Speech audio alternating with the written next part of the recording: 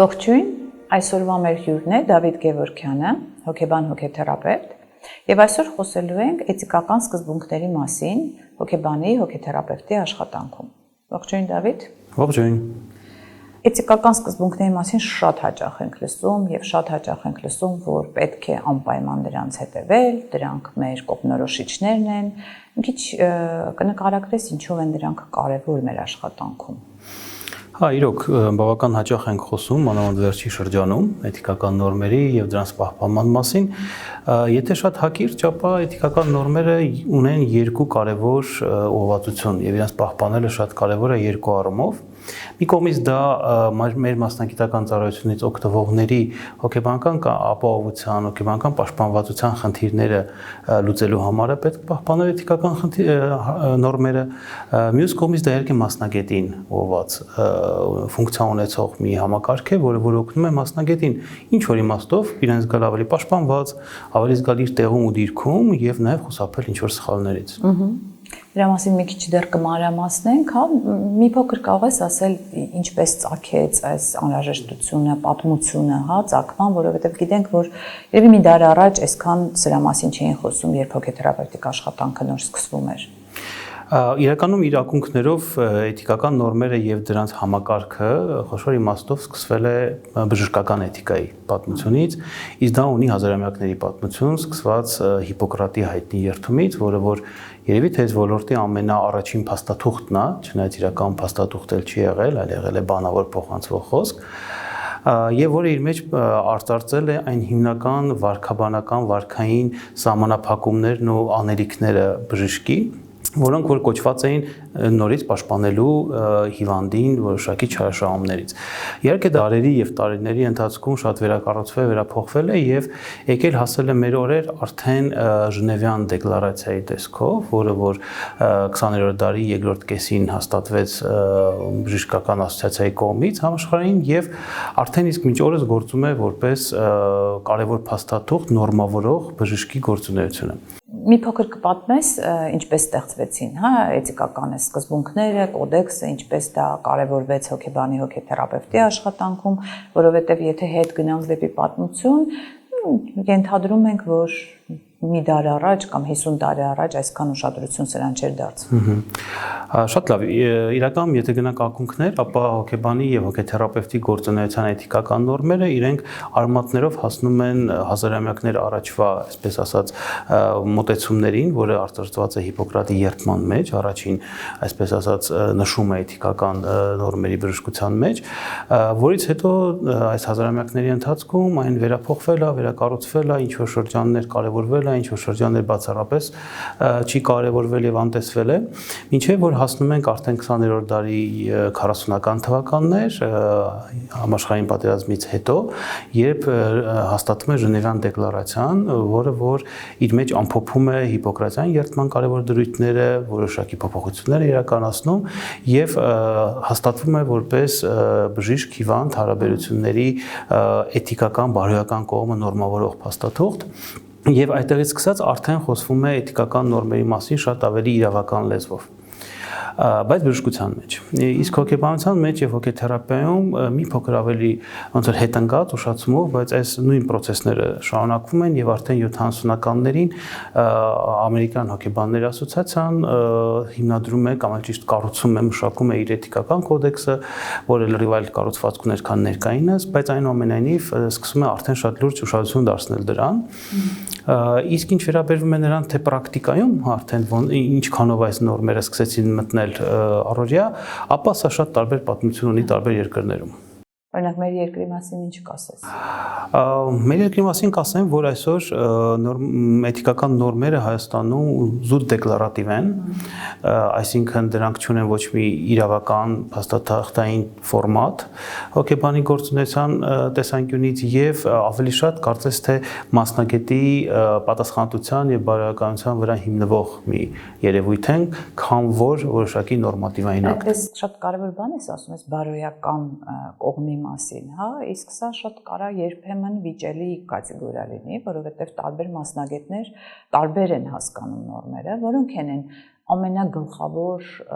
կետերը, որոնց դու քո աշխատանքում կամ շատ խորհուրդ կտայր մասնագետներին անդրադառնալ։ Իրականում հեծանիվ հնարել պետք չէ, այդ նորմերը իրենք շատ տարածված ու հայտնի են ամբողջ աշխարհով եւ կարծում եմ Հայաստանը դրա համար այդ առումով բացառություն չէ։ Իհարկե խոսքը վերաբերվում է մի քանի գլխավոր ուրեմն սկզբունքներին, որոնց թվում են օրինակ գաղտնապահության սկզբունքը, հայտնի գաղտնապահության սկզբունքը, որը որ հաճախ իրականում դառնում է որոշակի էթիկական դիլեմայի հիմք, ստեղծում է որոշակի երկընտրանք սիտուացիաներ, իրավիճակներ, բայց գաղտնապահությունը համարվում է հոգեբան եւ այցելու կամ հոգեբան եւ պացիենտ հարաբերությունները կառուցող եւ վստահությունը ապահովող կարևորագույն նորմատիվը, ինչը մեզանում իհարկե բավական հաճախ խախտվում է։ Այ ինչ պարագայում կարող է խախտվել, էլի, որտեղ իսկապես մենք շատ ենք ասում գաղտնապահություն, պետք է պահել գաղտնապահությունը, բայց ծնողը երեխային բերում է հոգեբանի մոտ եւ բնականաբար ուզում է իմանալ ինչա տեղի ունենում, կամ չգիտեմ, ինչ որ մեկի հետ ուզում ես կիսվես, ինչ որ քո կարևոր դեպքից, այ ո՞րն են սահմանները գաղտնապահության։ Իրական գաղտնապահությունը հա ունի իր սահմանափակումները եւ դրանք նույնպես ամրագրվում են էթիկական կոդեքսում, մասնավորապես կա 3 հիմնական, այսպես ասած, հանգամանք կամ գործոն, որոնց պարագայում գաղտնապահությունը սահմանափակված է, այսինքն մասնագետը կարող է խոսալ մարդու մասին, իր դեպքի մասին, եւ այդ 3 տարբերակները իրենք խոշոր իմաստով ֆորս մաժորային տարբերակներն են։ Այսինքն, երբ որ աշխատանքի ընթացքում հայտնաբերվում է ինքնավնասման կամ ուրիշին վնասելու որոշակի միտում, ապա մասնագետը ոչ միայն կարող է, այլ պետք է խախտի գաղտնապահությունը եւ տեղեկացնի համապատասխան մարմիններին, ընտանիքի անդամներին, այդ ծնողին, ոնց որ օրինակը բերեցիր, սա շատ կարեւոր մասն է նրա թե երբ ենք խախտում գաղտնապահությունը եւ նաեւ երբ որ կա որոշակի իրավական դաշտի հետ ինչ որ հանգամանքներ, որոնք որ ենթադրենք դատարանի կամ քննչական մարմնի կողմից որոշակի ինֆորմացիա ստանալու համար ինչ որ գործով վկայություն տալու կամ ցուցմունք տալու պարագայում նույնպես կարող է խախտվել գաղտնապահությունը։ Մնացած բոլոր դեպքերում հոգեբանական աշխատանքը հույժ գաղտնապահության սկզբունքի ներքո է, սակայն կան իրավիճակներ, որոնք որ մի քիչ ճկում են այս նորմը, մասնավորապես հենց քո բերած օրինակը, երբ կա ծնող եւ կա երեխա անչափահաս եւ անչափահասի պարագայում բնականաբար պատասխանատվությունը եւ նույնիսկ հաջող որոշման պատասխանատվությունը հոգեբանի մոտ գնալու հենց ծնողինն է։ Եվ սա այն դեպքն է, երբ որ ծնողը մտնում է գաղտնապահության այդ կանոնից ներս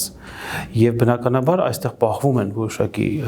նորմեր եւ ամեն ինչ չէ, որ երեխայի հետ կապված ծնողի հետ քննարկվում է, բայց խոշոր իմաստով ծնողը իրավունք ունի եւ պետք է իմանա այն մասին, թե ինչա տեղի ունենում այդ սենյակում։ Սա նաեւ շատ կարեւոր է չարաշահումների ձեռք մտնելու համար երեխայի հանդեպ եւ այլն։ Հետևաբար այստեղ է, որ մենք մասնագետները պետք է շատ ավելի գիտակ լինեն հասկանալու, թե իրենց աշխատանքում երեխայի հետ ով է ծնողը, արդյոք նա դրսի մարդն է, թե նա երեխայի շահից բխող եւ երեխայի հայցի կարևոր ագենտ հանդիսացող մեկն է։ Ու գիտես, էլի ասենք խախտում, շատ մասնագետներ մտածում են, լավ, ինչ կլինի, որ այս վերջերս տեսա համացանցում մեկ այդպես շատ հետաքրքիր ձևով նկարագրել էր իր այցելուին, բերում էր օրինակ իր այցելուից, պարզ է, ես ենթադրում եմ անունը փոխել էր, տարիքը փոխել էր, բայց դեպքը շատ ընթեռնելի էր։ Եվ հետո սկսվեց քննարկում, հոգեբանը երևի այդ օրինակը բերել էր ինչ որ իր մասնագիտական լավ կողմը ցույց տալու համար, բայց փաստացի ես գտնում եմ, որ սա գաղտնապահության խախտման օրինակ է, ոնց կուզեմ մի քիչ անդրադառնաս ինչով դա կարող է վնասել, որովհետև հաճախ սա մնում է խոսքերի վրա, բայց իրականում հաճախ մասնագետները խախտում են այս գաղտնապահության սկզբունքը։ Հա, նախ ասեմ, որ այդ նկարագրածով իրոք դա գաղտնապահության խախտման օրինակ է, որովհետև համարվում է ոչ միայն անունը, տարիքը եւ սեռն են, որ պետք է քողարկված լինեն, այլ ցանկացած անձը բացահայտող ինֆորմացիա։ Այսինքն ինֆորմացիա, որը որ կարող է հեշտացնել անձի նույնականացումը։ Այդ դեպքում մենք խոսում ենք գաղտնապահության նորմի խախտման մասին։ Ինչով կարող է վնասակար լինել։ Շատ բաներով, իրականում բավական մեծ է սպեկտրը սրա վնասի։ Առաջին հերթին կարող եմ խոսել հենց անձի ում մասին որ բացահայտվում է անձին հասցվող բարոյական վնասի մասին, քանի որ ամենատարեկանը դա շատ անձնական ինֆորմացիա է, որի մասին բնականաբար նա հնարավոր է ընդհանրապես չի ուզում որպեսզի ինչ որ երրորդ անձ իմանա։ Սա ամենապարզ կողմն է։ Բայց այդտեղ կա նաև քողարկված այլ վնասներ ու վտանգներ, մասնավորապես սովորաբար գաղտնապահության խախտման արդյունքում խախտվում է հարաբերությունները հոգեբանի եւ այցելուի միջեւ։ Վստահությունն է կորում խոշոր իմաստով։ Սովորաբար նման դեպքերից հետո նորից վերականգնել հոգեբանական աշխատանքը եւ վստահությունը գրեթե հնարավոր չի։ Սա իր հերթին կարող է դառնալ ռետրավմատիզացնող, ոնց որ մենք մասնագետներս ենք ասում, այսինքն անձի համար որոշակի արդեն հոգեբանական վնաս պատճառող մի բան, որտեղ որ ինքը կորցնելով վստահությունը կարծես կորցնում է նաեւ հույսը ստանալու աջակցություն ունենալու հետագայում իր կյանքի բարելավում եւ այլն։ Եւ նաեւ կա ավելի մակրո մակարդակի վնաս։ Դա հոգեբանի մասնագիտության հեղինակության կորուստն է, որը որ 1, 2, 3, 4 տարբեր դեպքերից հետո արդեն դառնում է հասարակական կարծիք եւ հոգեբանին վստահելու հնարավորությունները էականորեն կրճատվում են։ Հետևաբար ստեղ կա թե անհատական մակարդակում վնաս, թե բավական ավելի լայն մակարդակում մեր մասնագիտության հեղինակության առումով վնաս եւ կարծում եմ, որ ամեն դեպքում շատ ավելի շահեկան է այդ գաղտնապահությունը պահել բոլոր կողմերին, նույնիսկ եթե կարիք ունես ներկայացնելու քո լավ ստացված դեպքը։ Գիտես, հիմա նաև տարածվում է, որ շատերը նաև պատմում են իրենց հոգեբանի մասին։ Արդյոք սա, որտեղ նաև այդ հարցն է հնչում, երբ այցելուն է պատմում, որ ես գնում եմ SS ինչ մասնագետի մոտ եւ շատ հաճախ նաև այնպես չոր գովազդային նյութ է հնչում, սա գաղտնապահությանը վերաբերվում է թե ոչ։ Նեղ իմաստով ոչ, քանի որ ծառայությունից օգտվողը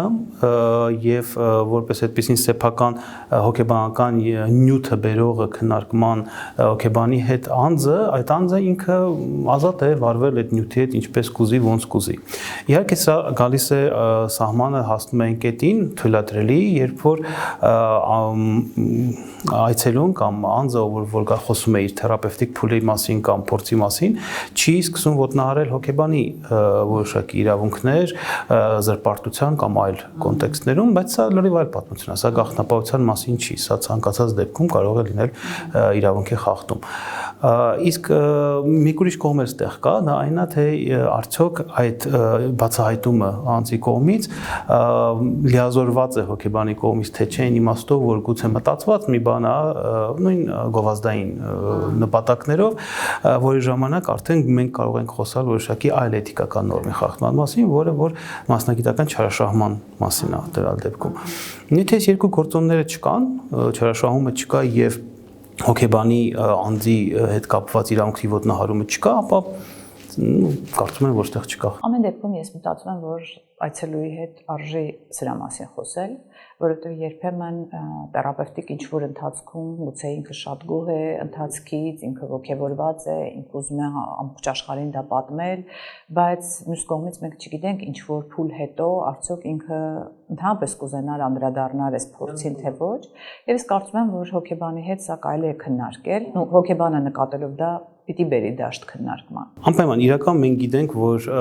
թե գաղտնապահության թե մնացած բոլոր սահմանների ու սահմանափակումների մասին խոսվում է թերապևտիկ process-ի սկզբում, բայց դա այդպես չէ, որ միայն սկզբում։ Սովորաբար հորդորվում է պարբերաբար անդրադարձ անել տարբեր փուլերում աշխատանքի այս հարցերին, այս կամ այն հարցին էթիկական, քանի որ այո, այն սկզբից տրված ոգևորիչ պատասխանը, որ ես, չգիտեմ, համաձայն եմ ինչ-որ բաների, որ կարող առաջարկի հոգեբանը, օրինակ տպագրվել ձեր հոդվածում, իմ մասին ինֆորմացիան տպագրվի ձեր հոդվածում, ենթադրենք, կարող է 2-3 ամիս հետո, երբ որ հոդվածը արդեն տպագրվել է, անձի համար այլ այդպես չթվալ եւ արդեն դժվար լինի ինչ-որ բան հետ մտածելը, հետեւաբար այո, մենք բարբերաբար շատ ավելի զգուշորեն ենք հանդես գալիս այս հարցում, փորձելով ինչ որտեղ կանխատեսել հնարավոր հետագա խնդիրները, նաեւ դրա մասին խոսել այցելուի հետ։ Այդ գաղտնապահությունից իրականում շատ ենք խոսում, բայց իմ համար, իմ աշխատանքում երևի այսօր ամենակարևոր կետերից է մասնագիտական կոմպետենտության հարցը։ Մանավանդ մեր դաշտում մենք այսօր բախվում ենք շատ տարբեր խնդիրների, որովհետև լիցենզավորման խնդիր կա եւ այլ, մենք գիտենք, որ մարդիկ ուղղակի երբեմն ինքնակոչ հոգեբաններ են լինում, երբեմն ուղղակի 1-2 վերապատրաստում անցած հոգեբաններ են լինում եւ իսկապես շատ արդի է դառնում այս մանավանդ մեդիա համացանցային տարափի մեջ իսկապես կոմպետենտության հարցը պահպանել։ Կարող ես մի փոքր դրա մասին խոսել եւ ինչ է նշանակում մասնագիտական կոմպետենտություն եւ այցելուները ինչպես կողմնորոշվեն։ Շատ լավ, շատ ցավոտ կետ է իրոք, գուցե ավելի ցավոտ, քան գաղտնապահության խնդիրը։ Միջազգային նորմատիվները կամ տարբեր երկրների էթիկական կոդեքսները հոգեբանների շատ հստակ սահմանում են խոշոր իմաստով, թե ինչ նշանակում կոմպետենցիա եւ հիմնական ոնց որ սահմանման մեջ ներառվում է այն, որ անձը ունի տվյալ պետության կամ տվյալ ասոցիացիայի կողմից ամրագրված չափանիշներին համապատասխան կրթական մինիմալ ցենզ կամ մակարդակ, որը որ բավարար է իրականացվող գործունեությունը անելու համար։ Եվ կան նաև մանրամասնություններ սրա, օրինակ երբ որ մասնագետը որոշում է վերակվալիֆիկացվել եւ ենթադրենք աշխատել նաեւ աուտիկ սպեկտրի երեխաների հետ, չնայած մինչ այդ դա չի արել, ապա այնտեղ նույնպես նշվում է, որ այս սկզբունքից ելնելով ինքը պետք է համապատասխան կրթություն եւ վերապատրաստում անցած լինի, սահմանված ժամանականակով եւ այլն եւ այլն։ Այսինքն բավական պարզ գրված է, թե ինչա պետք, որպեսզի մասնագետը կոչվի կոմպետենտ։ Իդեպ սա նաև ենթադրում է շարունակական կրթության առկայությունը, որը հոգեբանների պարագայում նույնպես բացառիկ կարևոր է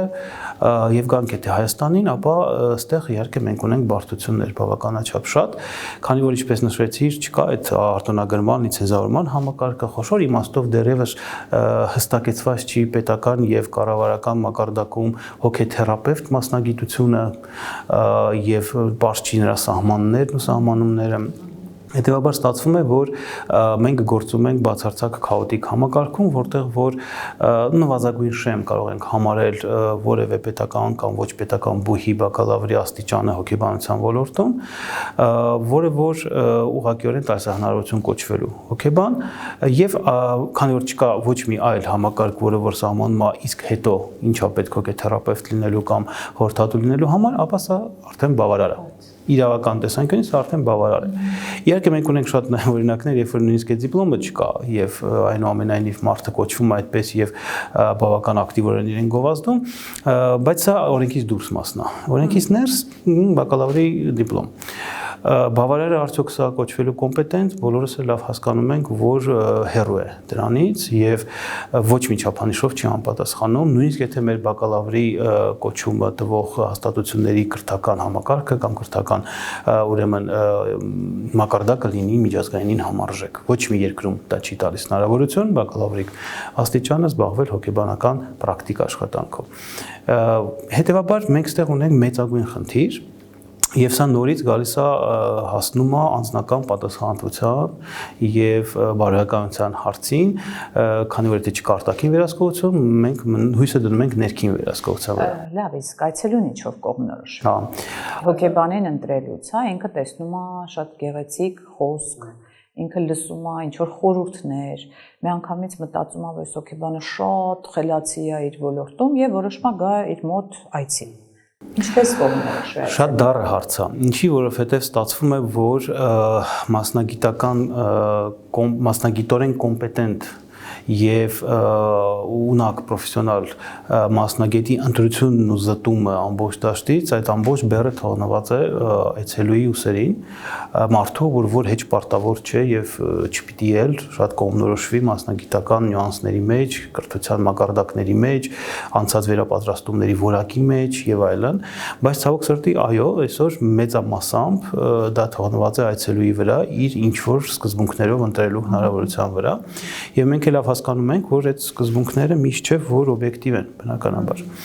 Ինչին պետք է ուշադրություն դարձնել կամ ինչը կարող է օգտակար լինել, երևի պետք է սենց նայենք, իհարկե առաջին հերթին դա մասնագետի հրապարակվող, այսպես ասած, մասնագիտական անցյալի մասին ինֆորմացիային, ինչ կրթություն է ստացել, որտեղ է ստացել այդ կրթությունը, երբ է ստացել այդ կրթությունը եւ այո, ամենակարևորը ինչ վերապատրաստումները անցնել ու շարունակում անցնել, սա մի կողմից։ Երևի ոչ երկու օրյա դասընթացների մասին է խոսքը, չէ, իհարկե,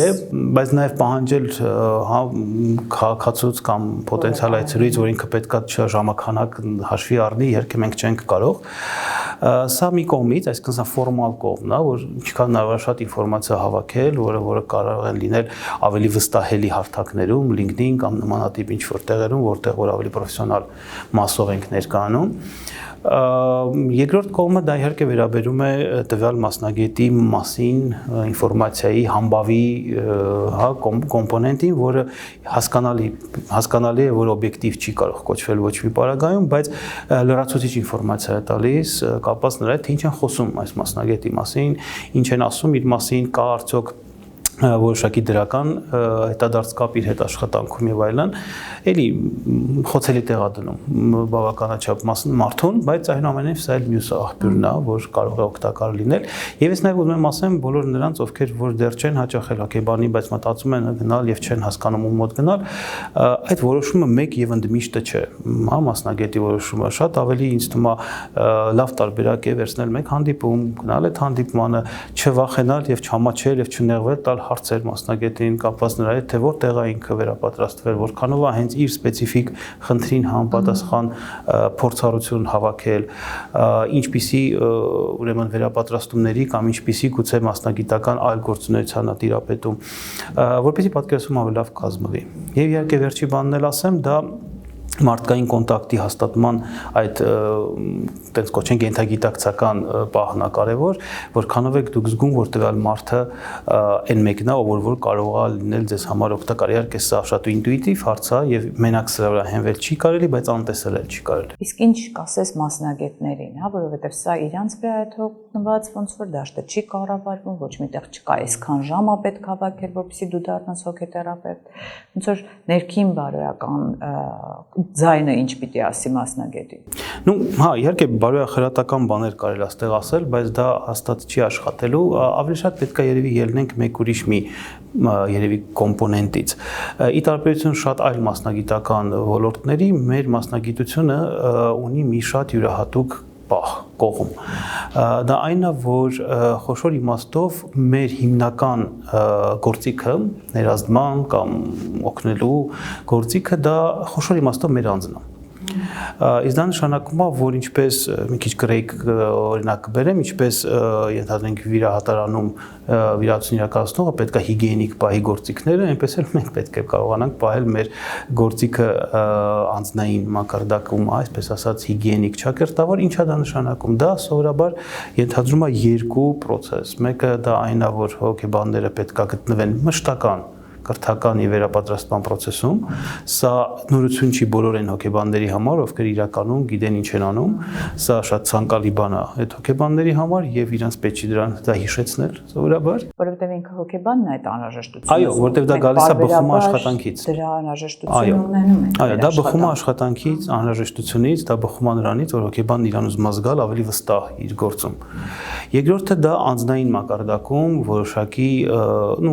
շտկումներ իրականացնելն է կյանքի ընթացքում, քանի որ մենք բոլորս մարդ ենք, հոգեբանն էլ է, ի սկզբանե մարդ եղել, հետո դարձել հոգեբան եւ այդ տեսանկյունից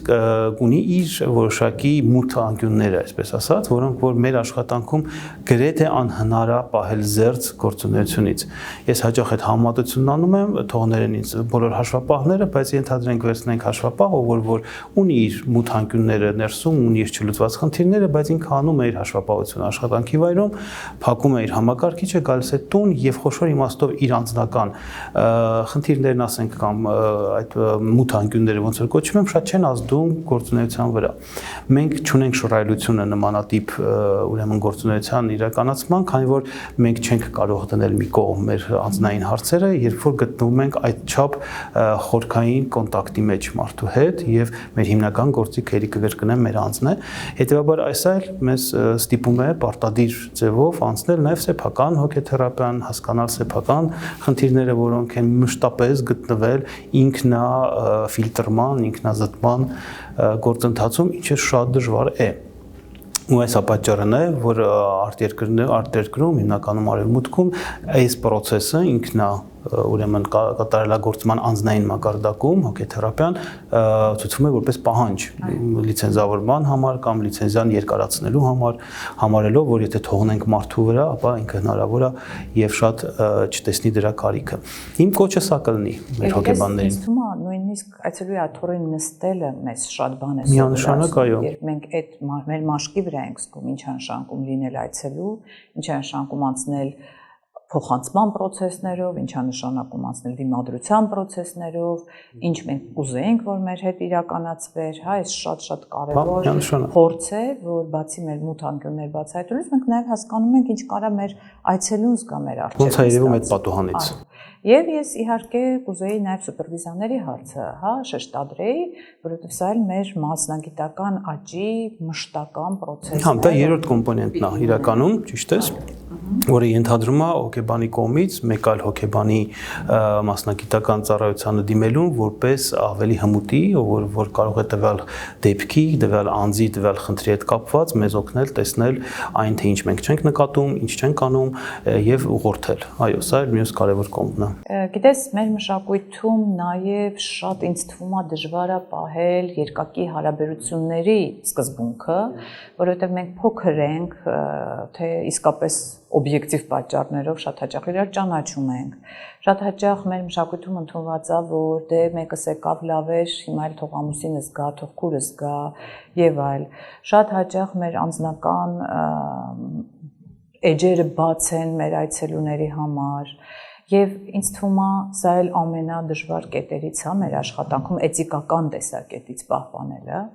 Նաև գիտես նկատել եմ ես վերջերս ինձ համար օրինակ առնվազն տարօրինակ է, երբ թերապևտները իրենց անձնական կյանքը դնելով որպես background ինչ որ նյութի, հա, ինչ որ հարցադրումների են պատասխանում այցելուների եւ այլ, բայց ամբողջ իրենց անձնական կյանքը այդտեղ երևում է։ Հանգիստ ամուսնություն, ռեստորան, երեխաներ եւ այլ,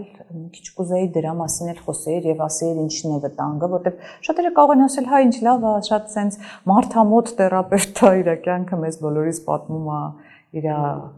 ուտելիքները հանգիստը եւ այլ։ Իրականում այդտեղ խնդիրներ շատ կան, բայց երկու բան ոնց որ հնչեցրեցիր, մի կողմից երկակի հարաբերություններ, պետք է երևի մի հատ սահմանենք այդ որն է, երկրորդը նոր մասնագետի անձնական կյանքի բացվածությունը։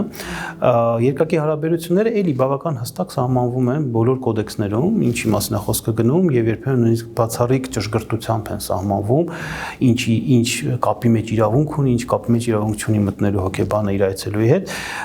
Եթե ավելի պարզ խոսքը վերաբերում է նրան, երբ որ արկա է այցելուի կամ ծառայությունից օգտվողի հետ, բացի հիմնական հոգեթերապևտիկ կամ աջակցման կապից կամ հարաբերությունից, որևէ այլ հարաբերություն կամ կապ։ Այ դա կարող ես մասնավորեցնել, որովհետև մեր այցելուները երբեմն նույնիսկ ուզում են այդ կապը, հա, այդ ընկերությունը, սուրճ խմելը, խորհուրդը։ Ես չեմ կարծում դա մենակ մեր այցելուներն են ուզում, դա ընդհանրապես շատ մարդկային է եւ այդ հոգեբաններս, ովքեր որ չգիտեմ 6 ու 10 տարի սովորում են, շատ լավ կարողանում են կամ հուսով եմ շատ լավ կարողանում են հասկանալ թե ինչ անշանակում հոգեբան այցելու հարաբերություն, թե եւ որ դարակում այն կարելի է դասավորել հարաբերությունների, բայց մարդիկ սովորաբար շատ դժվարանում են դա անել եւ իրոք ունեն տեղ այդ դժվարության, քանի որ շատ հեշտ է շփոթել հոգեբանի հետ հարաբերությունները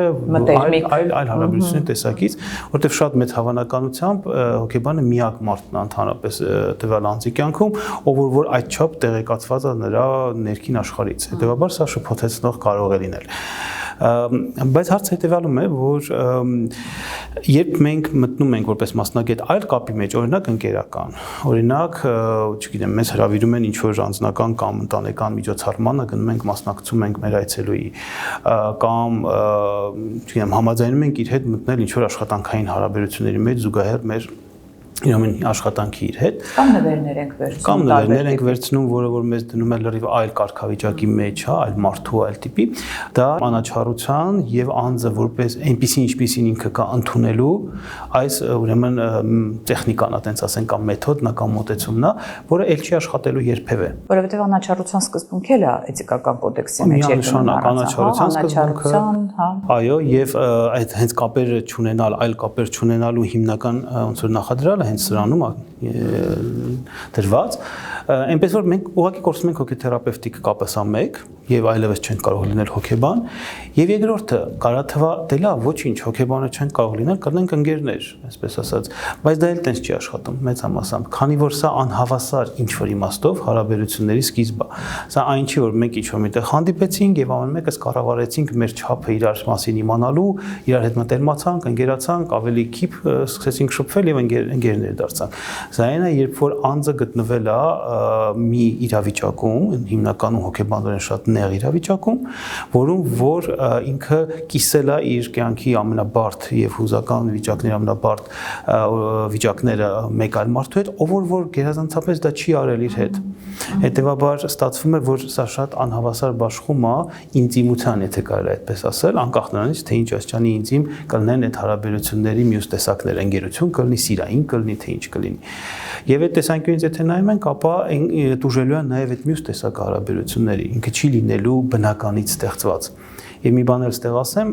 երբեմն այդ երկակի հարաբերությունները նրանք արդյունք են հենց մասնագետի կողմից չարաշահման։ Այո։ Այսինքն այո, այցելուն կարող ասել, ես ուզում եմ քեզ հետ ընկերություն անեմ, կամ արի գնանք կաֆե, կամ սրճարան, կամ որևէ միտեղ, որտեղ կարող ենք նստել հանգիստ, այս պատերը ինձ ճնշում են եւ այլն, շատ բան կարող է ասել այցելուն, կապված իր ինչ որ ակտուալ հոգեվիճակի կամ ցանկությունների հետ։ Բայց եթե հոգեբանը դա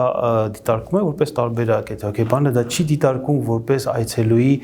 հոգեկան վիճակի մասին ինչ որ մի բան, այլ իրեն ուղղված անձնական վերաբերմունք, որին ինքը համաձայնվում է կամ նույնիսկ ինչ որտեղ գուցե խթանում է գիտակցաբար կամ ենթագիտակցորեն,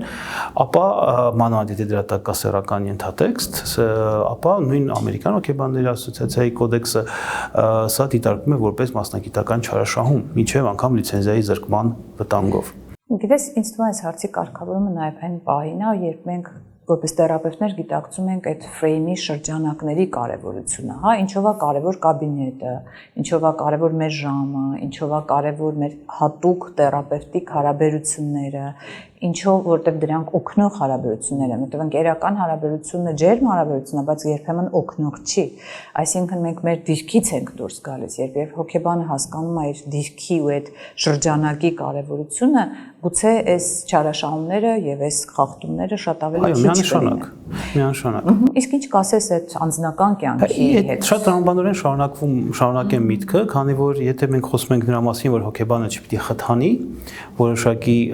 երկրորդային կամ երկակի հարաբերությունների ձևավորում, չպիտի ավելորդ ստիմուլյացիա անի այցելուի ինչ որ դրսևորումներին, այլ մնա միայն այդ քո ասած ֆրեյմի կամ շրջանակի սահմաններում, իր կաբինետում, կայուն դիրքում, ամեն անգամ լինելով այնտեղ այցելուի համար եւ անելով իր պրոֆեսիոնալ գործը, ինչը թերապևտիկ կարևոր նախադրյալն է հենց, ապա եթե նայում ենք այդ անձնական կյանքի ինքնաբացահայտման, դրանց ինչ-որ մի շատ հեշտ մաս մեդիաներով տարածվող ձևերի մասին, ապա սա նույնպես նույն չափով կարող է լինել վնասակար ու վտանգավոր աշխատանքի համար։ Գուցե դա այն վտանգի ու վնասի չափը չի այնուամենայնիվ, որ թերապևտիկ process-ն ավարտվի կամ անցնի ինչ-որ այլ երկակի հարաբերություններին, որտեղ դրա համար մի քիչ ավելի կոնկրետ քայլեր են պետք։ Բայց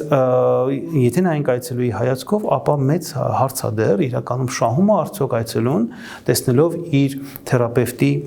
չգիտեմ հանգստի ինչ որ նկարներ կամ վիդեոներ կամ ռոլիկներ, սա մեծ խնդիր է ոչ միայն մեզանում իրականում, սա ժամանակակից աշխարհի եւ այս սոցիալական հարթակների գերակայման արդյունքն է ամբողջ աշխարհում եւ առանձին էթիկական կոդեքսում կետեր չկան սրա համար գոնե դեռ որ կամ ինչ որ տեղեր կլինեն հաստատ ինձ հասանելի չկան, բայց ելնում է նույն տրամաբանությունից կարծում եմ, այն տրամաբանությունից, որ մեր կարևոր բուժական ազդեցությունը այցելուի համար կայանում է նրանում, որ մենք իր մոտ ասոցացված ենք միայն որպես մասնագետ, ով որ այս պահին այստեղ է ինձ համար։ Եվ ես կարծում եմ այդ գործընթացը նաև կարող է սկիզբ հանդիսանալ, հա, տեսնել օրինակ այդ համացանցում, այդ պատմությունը շատ անձնային բաներ տեսնելով, շատ սկիզբ կարա լինի շատ տարբեր փոխանցումների համար, տրանսֆերային իրավիճակների համար, շատ նաև համեմատության համար, շատ նաև որը այցելուի համար չի եւ օգտակար չի, ենթադրենք թերապևտը շատ գեղեցիկ երկրներով է զբոսնում, իսկ այցելուն չունի այդ հնարավորությունը, բնականաբար, օրինակ, հա, եւ այստեղ արդեն գալիս է այդ անհավասարություն եւ դուրս է գալիս էլի թերապևտիկ հարաբերություններից այս ամենը կամ երեխա չունի այցելուն ու չի կարողանում օրինակ ունենալ իսկ թերապևտը ցույց է տալիս իր ամբողջ ընտանիքը իր ամբողջ երջանկության մեջ, նաև շեշտադրելով թե ինչքան դա կարևոր է եւ ելի մենք դառնում ենք ոչ անաչառ եւ ելի դուրս ենք գալիս այս Ես կարծում եմ որ այդտեղ շատ կարևոր է այդ քո նշած շեշտադրումը, որովհետեւ իրականում դու կարող ես ունենալ ինչ-որ նկարներ, կարող ես ունենալ ինչ-որ քո կյանքի Իհարկե մեր մասնագիտությունը բավական սահմանափակում է մեզ այս առումով։ Բայց այցելուն կարող է նաև ընտրի Այո, բայց այն իմ ասացին համապատասխան, հա, որ ոնց ընտրելու, ապա սա նաև տարբերակներից մեկն է։ Շեշտադրումներն են շատ կարևոր։ Մեսիջը ոնց որ հիմա սիրում ենք ասել։ Եվ երբեմն այո, մեսիջը շատ ավելին է, քան ուղղակի կիսվել այն, չգիտեմ, դրվագով, որը այսօր ունեցել ես քո ընտանիքի հետ, այնտեղ ինչ որ գուցե կարող է ինչ որ հա գեղեցիկ ֆրազներով կամ գեղեցիկ որոշակի զարդարանքով ներկայացվի որպես ցանկալի կյանք։ Իսկ ցանկալի կյանքը ոնց հասկանում ենք կարող է խթանել տարատեսակ հոգեբանահուզական վիճակներ մարդկանց մոտ, ովքեր չեն գտնում իրենց կյանքի լավ փուլում։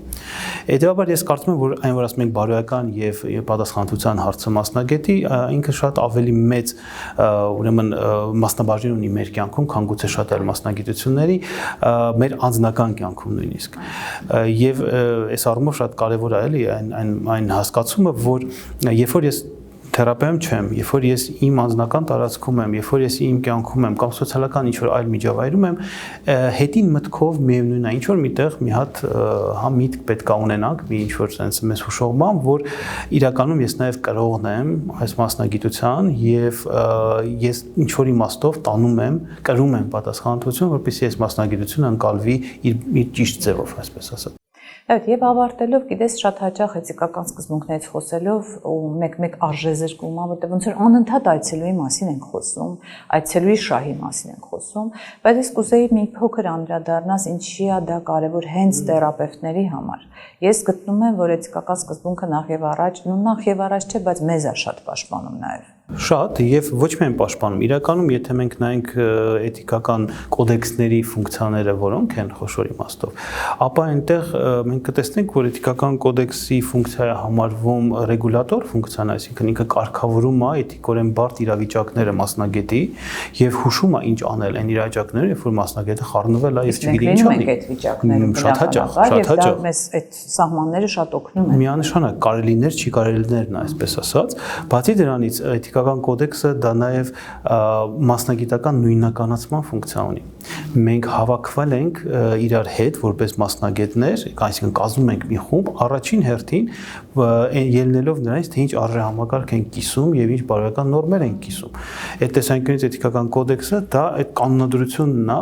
մեզ միավորող իրար հետ։ Եվ նույն լեզվով ենք խոսում։ Եվ նույն լեզվով խոսալու եւ հասկանալու, թե մենք ոնց ենք օգնում մյուս գոլեգային, որ ինչ որտեղ սայթակել է եւ իրար աջակցում ենք ըստ էթիկական նորմերի։ Հետևաբար այդ առումով չափազանց կարեւոր է հենց մասնագետի համար։ Իդեպ նախորդ հարցի հետ կապված սեփական անձնական կյանքը ի ցույց դնելու եւ դա ոնց որ շահարկելու տեսանկյունից, ապա պետք է նաեւ երևի թե շեշտադրենք այն, որ դա մասնագետի համար էլ է խնդրահարույց երևի, դա միայն այցելուի համար չէ։ Դա մասնագետին էլ է դարձնում ինչ որ իմաստով խոցելի իր մասնագիտական գործունեության ընթացքում, քանի որ այդ նյութը ինքը հանգիստ կարող է տեղափոխվել թերապևտիկ սենյակ եւ մասնագետը հեչ էլ պատրաստ չլինի թերապևտիկ սենյակում եւ իմաստել չունենա քննարկելու իր ենթադրենք հանգստի ընթացքում իր կերած ուտեստի